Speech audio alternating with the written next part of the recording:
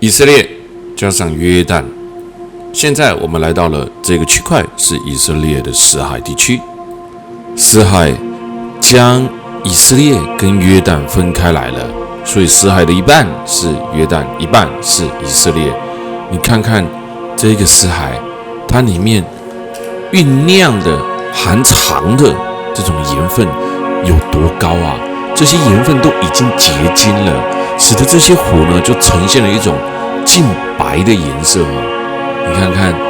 就多嘎就这样坐在湖边，两个人啊这么恩爱，就在那边啊。你不要看这个样子，它紫外线还是很强的啊。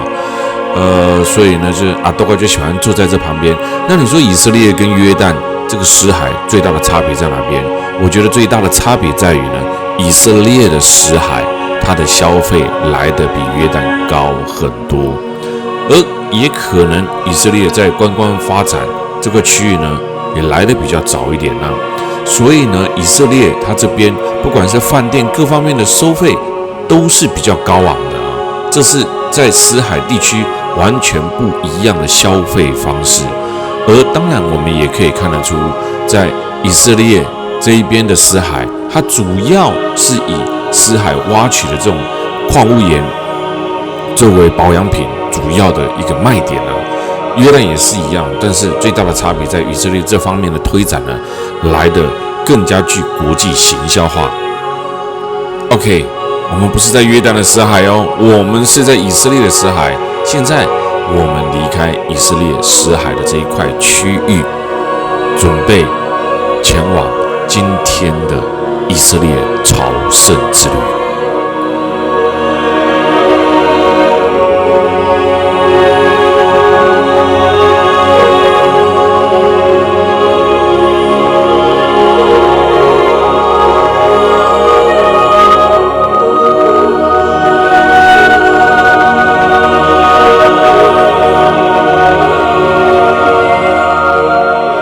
现在我们来到的是耶稣的诞生地伯利恒，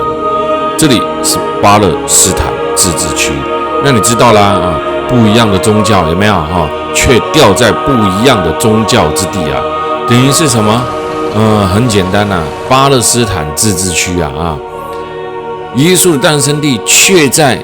巴勒斯坦的自治区。那你觉得呢？这就是这种为什么这个在以色列啊冲突那么的多哦，以巴战争之间的问题永远都是难解，因为卡了一个宗教。伯利恒在2000年9月以巴爆发冲突之前，这里呢其实呢很庄严的啊，但是呢经过了宗教跟国与国之间的战争呢，巴勒斯坦跟以色列之间的战争从来没有停过，而经过了这个战争呢，整体这里的氛围就已经完全的改变过了啊！现在我们来到这个纠纷不断的耶稣诞生地。为了保护这个他本地人，特别是这个基督徒，所以呢，到后来这个城啊，就很多地方就把它封得很紧了。所以今天我们看到的这个门口，这个门口是一个很小的，不到1米，大概就是1.2米。可是我们进去的时候，我们可以下去。但最初的设计并不是这样的。我们要进去看，它那个还有一个道理。我相信宗教的本意应该是好的。我相信耶稣创立之前呢，大概也没想到会有今时今日的情况。伯利恒是以色列王国大卫王墓被发掘的地方，而耶稣的诞生更使得这里成为朝圣地图上重要的据点。2000年9月以前，以巴尚未爆发冲突，川流不息的旅游巴士、卖纪念品的小贩，使得这个圣地呢，带有一点商业气息啊。那当然现在已经冷清许多了啊。但是在耶路撒冷这个地方呢，在约旦河西岸的一部分呢，人口大约有6万多人啊，其中基督教跟穆斯林人口各占一半。据圣经说，圣母玛利亚旅行途经伯利恒的时候，就在马槽里面生下了一个非常伟大的婴儿，一道光，这道光射向了玛利亚的肚子，诞生了耶稣基督啊。所以古时候伯利恒曾被称为以法他，意思是什么？希伯来文啊，以法他叫做粮食之乡的意思啊。可想而知呢，这里就是他们所谓的土地肥沃的意思啊。在这里面你听到的都是希伯来文。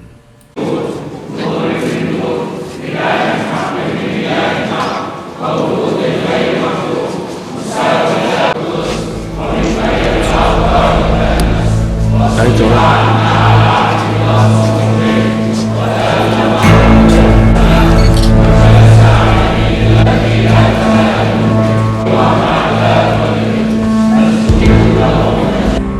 宗教对我们来讲是那么的难以理解，圣人对我们来讲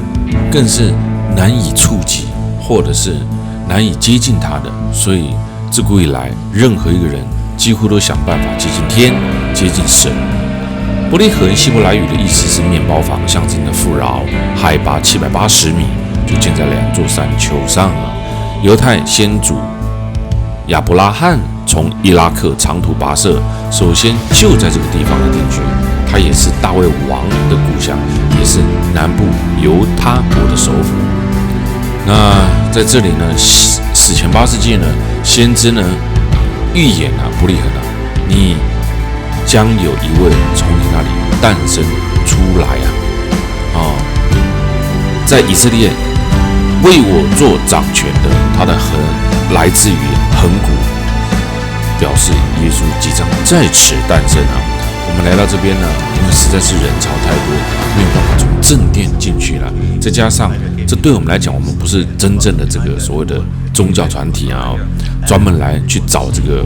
耶稣的诞生地。但是我们旅游团来到这边呢，还是得看看。所以导览员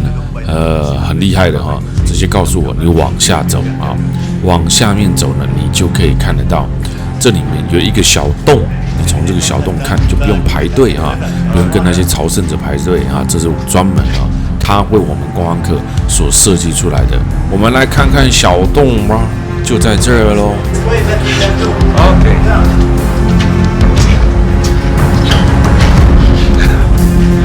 对呀 ，OK。那你可以看得到里面，对呀。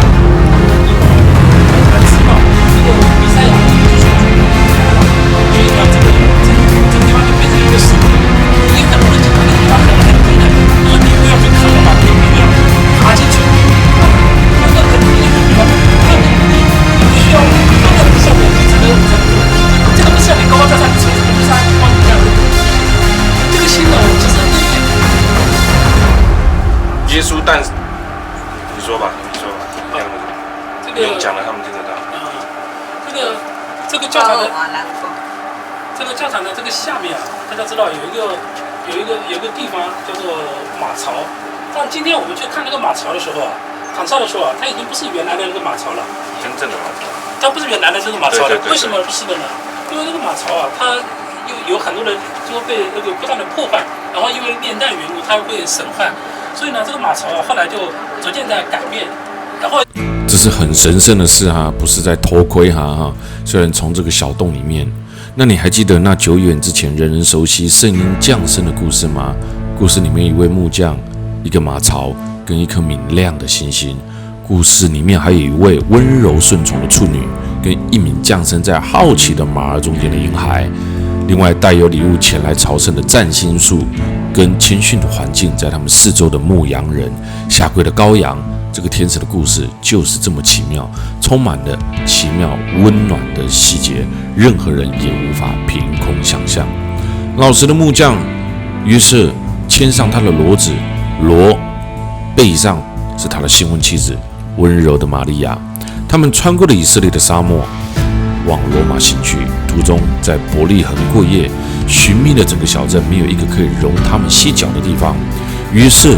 于是带着怀有身孕的玛利亚住进了铺满甘草、气味强烈的马厩。绿色的马儿垂下了他的颈子，一双大眼在黑暗当中的看着的玛利亚，因为连马都知道耶稣要来了啊，所以呢，这个时候呢，神的儿子耶稣降临在人世上了。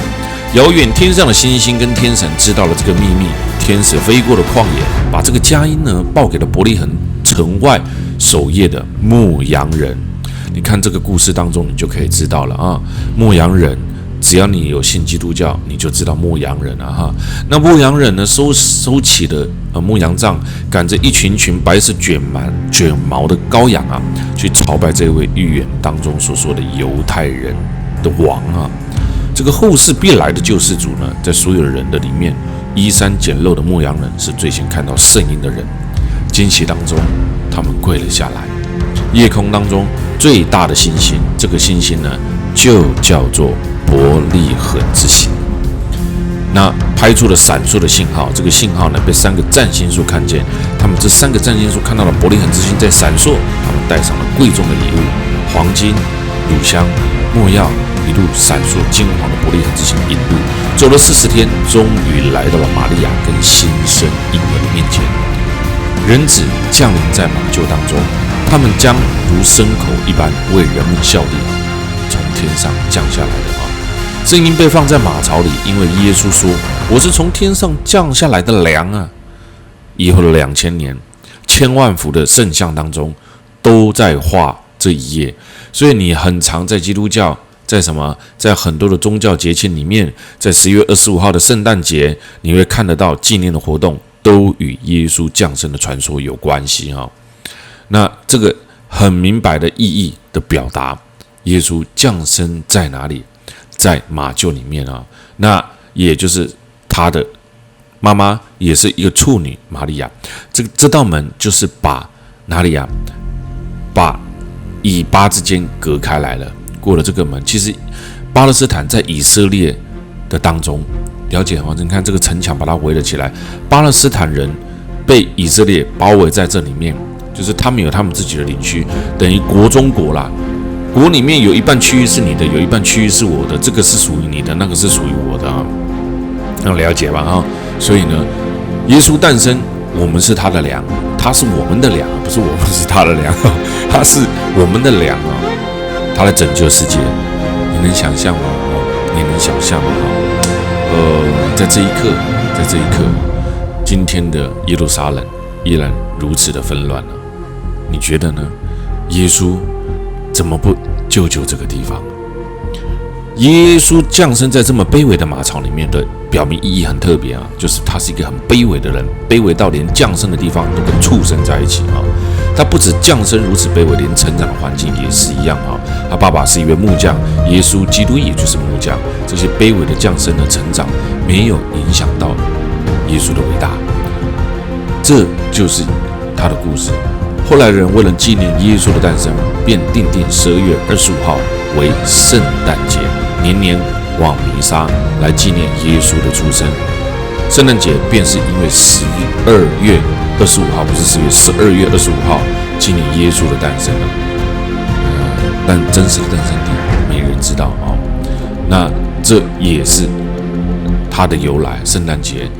25号的由来啊。所以我们现在讲啊，又来到一个非常非常伟大，不管是观光客或者是所有的朝圣者必来之地。我们现在来到了我们首次来拍摄，也是非常震撼的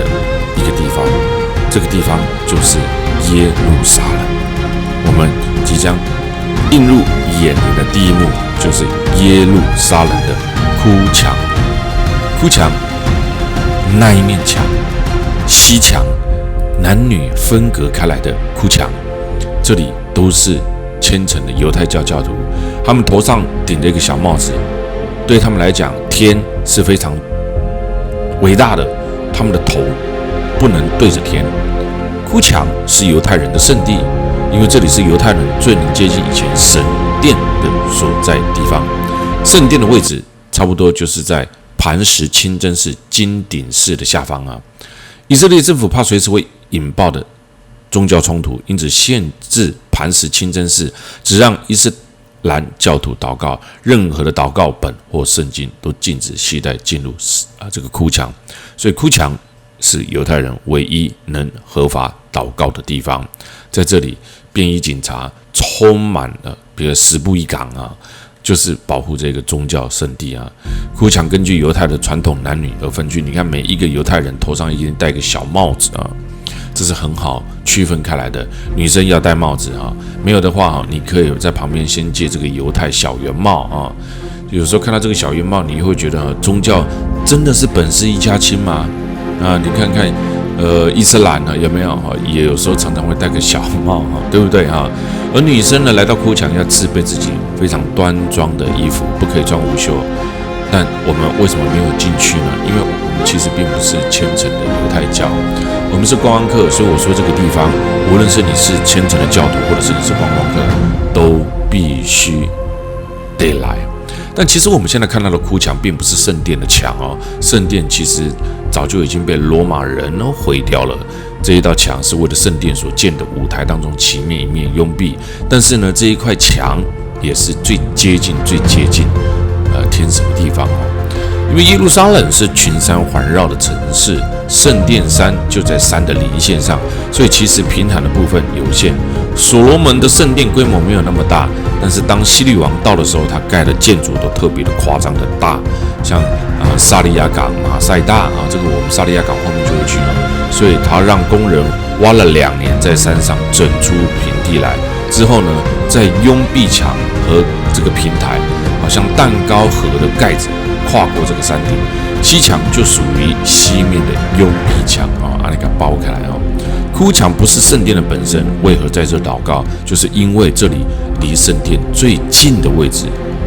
他们说，其实在哪都可以祷告，可是在这里呢，哪里都是圣地了那我们从那个哭墙因为它只有一面墙，所以我们开始呢离开哭墙之后，我们就走在它旁边的市集当中。犹太人经过了无数的世代，1900年才重新拥有过去曾经属于他们的地方。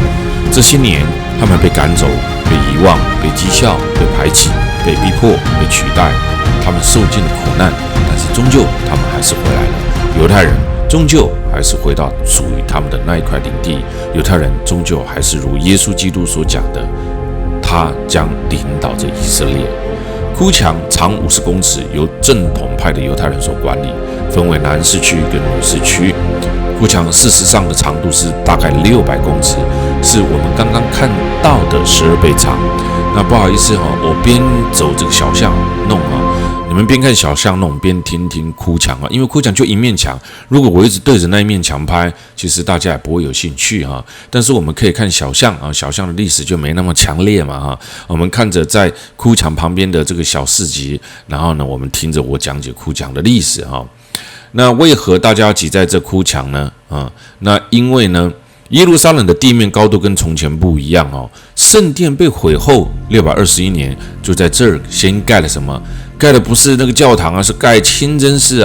以后的阿拉伯人便在清真寺附近开启了村庄，这些都是阿拉伯房屋底下西墙。这里现在看到这些都是阿拉伯人盖的像是我们所认识的神是在自己的框架用我们自己的方法去做那这一个地方到底蕴藏了多深奥，多么隐藏，你很难去想象每一个宗教都认为这是他们的圣地，谁愿意放手呢？但有一件事情犹太人可以纪念快2000年，就是什么？圣殿被毁日犹太人是很虔诚所以呢不能随便得罪犹太民族那你看看你眼前的这个哭墙，当时我们刚刚所祷告的看到这个祷告的哭墙，你已经不知道在这里祷告多久的犹太人的背，一代一代的过去，一代一代的悲伤，但是呢一样丝毫没变过，因为他们对于神的殿宇圣殿对犹太人的分量是很重的。他这个圣殿在西元70年被毁的那一日至今过了2000年，2000年犹太人都还记着每年的圣殿被毁日，在这天犹太人不想了。至今为什么我们叫它哭墙？因为从圣殿被毁灭之后，存留下来的犹太人不准进入耶路撒冷，一直到了拜占庭时期，犹太民族才被允许在每年的圣殿被毁日进城。所以他们当时回到了圣殿的位置，已经没有圣殿了，剩下的只有一面墙，他们就只能这儿哀哭。所以西墙它又被称为哭墙。它的由来就是这样子。所以你说犹太人伟不伟大？2000年来的崇拜，2000年来的信仰，2000年来犹太人谨记着他们亡国没有土地那一刻，没有土地的生活，他们记得这一刻，记得这一幕，他们记得所有的一切。所以犹太人为何如此团结？这也是最主要、最特别的一个地方。那在这有时候你会看到犹太人的打扮都不太一样哦，但是你会常看到犹太人有时候额头呢，他们上面呢会绑一个黑盒子，他们那个盒子里面呢是放着什么羊卷的这个经文啊，羊卷的经文，因为当时耶稣诞生的时候呢，牧羊人牵着羊过来哦，他们把经文写在羊皮上面，有羊卷的经文哦，然后还有呢圣经摩西的教导希伯来文哦，对犹太人很重要的祷告叫做什么？听。为什么？有一句话是这样：以色列啊，你要听耶和华。我们是神独一的主，你要尽心尽性尽力爱耶和华你的神。那你吩咐的话都要记下来，你要呢殷勤教训你的儿女，无论你坐在家、走在路上、躺下，都要谈论，系在手上做记号，戴在额上做经文，要写在你房屋的门框上，在你的城门里面。以色列从埃及走出来，神准备要带他们进入迦南之地。上帝提醒他们不要忘了神，要努力的去认识和遵守神的诫命，这样子他们才能够享福。犹太人之所以被排斥，很大的原因是因为他们信仰的缘故。以色列的神总要他们分别为圣，不要跟随当地的被偶像的风俗，要守安息日。哇！以色列人2000年来，你能想象以色列人的生活吗？2000年呢，你能想象得到吗？很难想象他们怎么样教育他们小孩子的吗？我们先来看看另外一个地方，叫做圣母教堂，待会再来谈哦。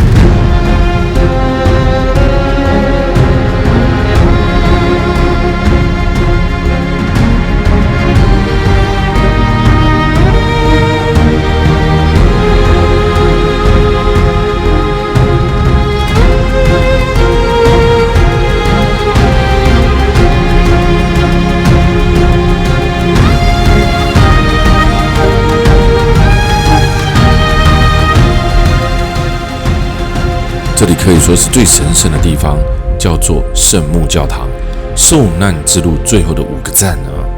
圣母教堂也有人叫它复活教堂，是耶稣他背着十字架一路呢受难的过程的当中呢，耶稣死后几个世纪，当时的古罗马君士坦丁大帝信仰着基督教，他的母皇太后呢也来耶路撒冷朝圣了，并下令在此山丘新建一座华美教堂，也叫做圣母教堂。今日的圣母教堂成为耶路撒冷最神圣的地方。其实最初教堂已于公元6世纪波斯人入侵时被毁。我们现在看到的其实是经过多次修复，来访者不管是教徒或非教徒，难免都会看到他留下那么多历史跟传说。在今日的圣母教堂的礼拜堂内，是受难之路的第10站。当年耶稣就在这个教堂这里被剥去衣服，准备受十字架的刑罚。那耶稣受难的第11站是耶稣被钉十字架之地，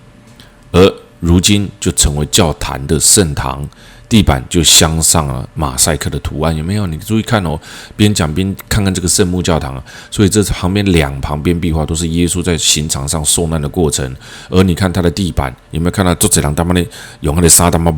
马赛克的图案为什么？耶稣总共呢经过了12次的苦难才离开的所以呢，第10站、第11站，耶稣被钉十字架；第12站是耶稣死于树立十字架之地。如今这个地方建成了希腊的东正教堂那所以呢，听闻耶稣死的时候呢，地震了所以呢，令围观者震惊。今日的圣坛底下的岩石仍是一大块的裂痕那还有呢，很多啦这真的哇，这个宗教讲起来真是讲不完每年都有数以百万计的宗教朝圣者来到这里那相信呢，这个地方你看有无这甲咱弄他的妈祖叫卡西学港大家都是很虔诚的信仰的宗教不同而已最新的考古证据就显示呢，其实很多人说圣母教堂是一个传说，但是考古证据呢显示，这可能不只是一个传说。圣母教堂的建堂时间非常符合历史你能想象吗？他们科学的研究有发现了石板跟墓穴当中所夹杂的灰泥，大约是主后耶稣主后345年，正好与罗马人的记载奉该墓为耶稣基督墓穴的时间点不谋而合罗马第一个信奉基督教的皇帝就是君士坦丁大帝那这个君士坦丁大帝曾经派代表到耶路撒冷寻访耶稣复活的墓穴，当时他们寻找的是一座建造历史约200年的罗马神庙。后来该座神庙被夷为净空之后，发现这里有一个石灰岩的墓穴，听说就是在这个地方判定的结果呢，目前呢很多人是当然这个我们也不懂他们说是就是所以在这里你可以看得到，完全对耶稣受难过程当中所这个做了很多圣坛、很多的祭坛，所以你也可以看得到，这里有很多的虔诚者呢，不是弄遐，就是背家，就是招遐，你了解吧？圣母教堂从4世纪开始就慢慢的兴建起来了，里面有各式各样古老的基督派教在用的任何一个东西这对我们来讲看起来没什么，但你知道这没办法。真的你来到了一个非常伟大的神圣之地这个就像老外在看那里那个妈祖出巡，他可能看不懂也许我们来到这边看不懂没关系，但不管你懂不懂耶路撒冷这4个字，你绝对不会不懂。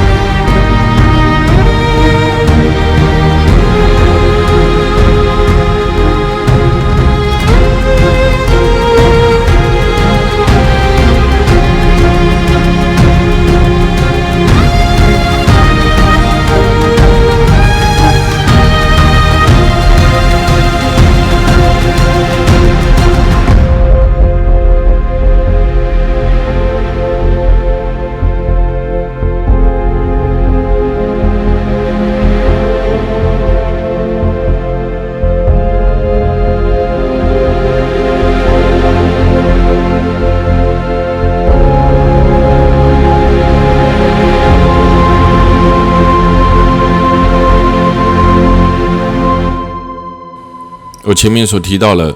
以色列人，就是犹太教为何呢？非常的受到不欢迎啊。原因是呢，他们的信仰太虔诚了包含了他们2000年来祖先。你看我们黄坤龙大哥也戴上了这个帽子他们2000年来呢遵守着所有祖先的教诲这个民族如果能够这么从一而终的维持了2000年，可见这个民族有多么的伟大他们的居所呢，也很不一样，他们非常重视神的话题。今天的基督徒才有圣经。这个民族在第一次被抓走的时候呢，就丧失掉神的话他们的骨肉之亲，北国以色列王国一样，但是他们没有。曾经在希特勒屠杀犹太人的时候，他们都没有忘记他们祖先教诲的事情所以你能够想象得到吗？当南国犹大国被掳到巴比伦的时候呢，他们一样虔诚你好，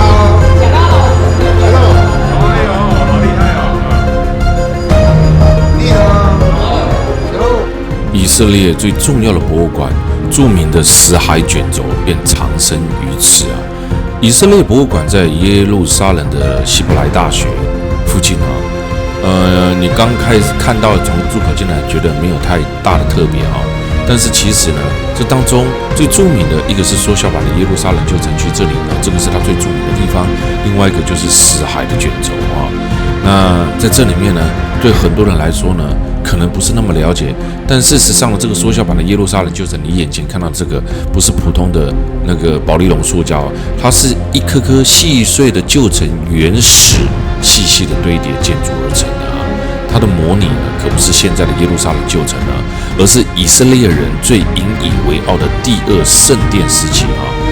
比那个时候还要大，就是犹太人最辉煌的时期。传说当中的圣殿便是在树立当时的金顶寺所在地区所以这个模型不仅将圣殿皇宫复原，也将整个犹太人最辉煌的时候把它整个给它复原起来。以色列博物馆，我们在哪里以色列耶什么？耶早。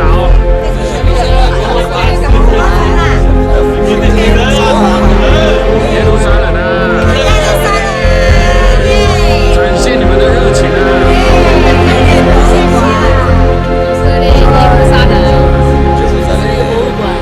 以色列博物馆。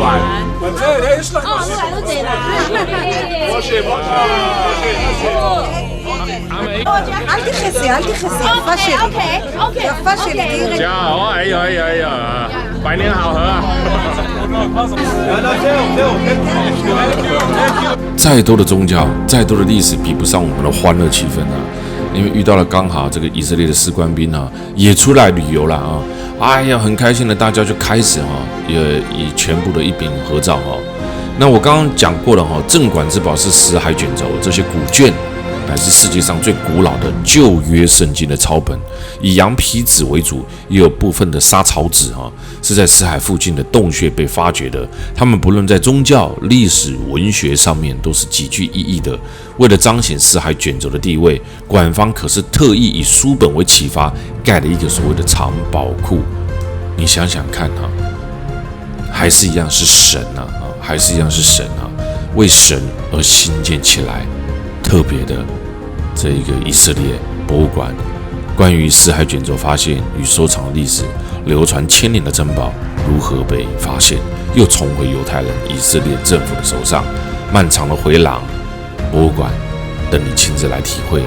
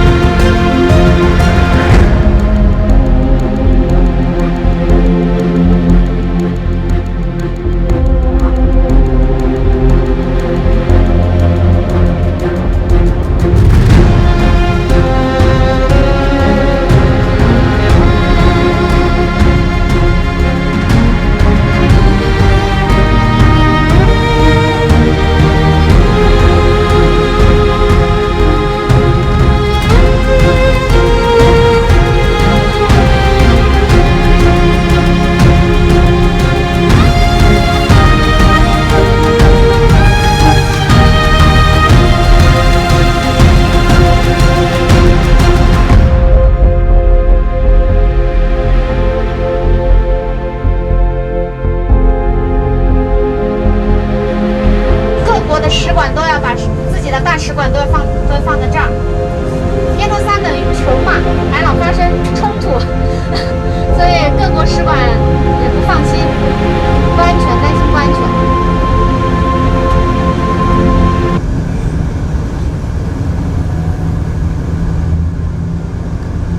特拉维夫的房子很贵的。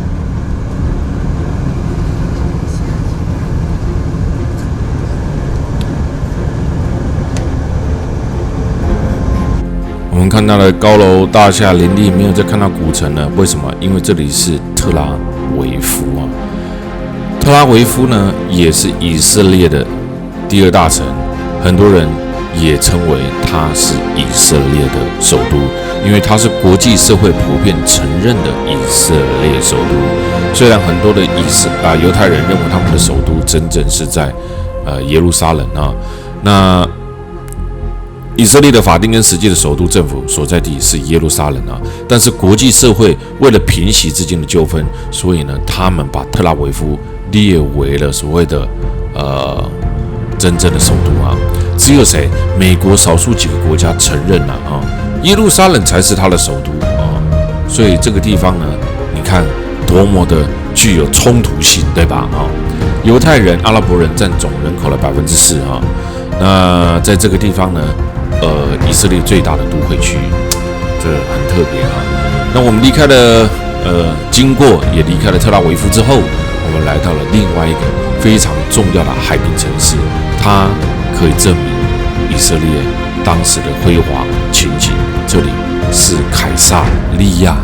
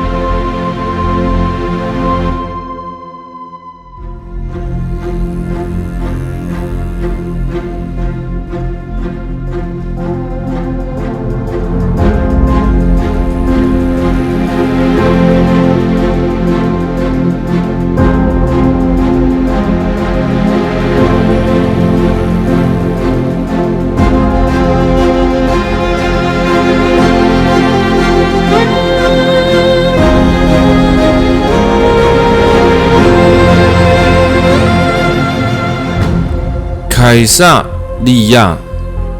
这一个地方呢，是古罗马犹太行省的从属王希律王啊。希律王也是一个残酷的国王，曾经下令杀害自己的家人，还有什么犹太教的智者，但也是耶路撒冷第二大圣殿的扩建者，曾经救过凯撒大帝，特准获得治理这一块古犹太王国的罗马属地。我们现在就来到当时的哪里？凯撒利亚。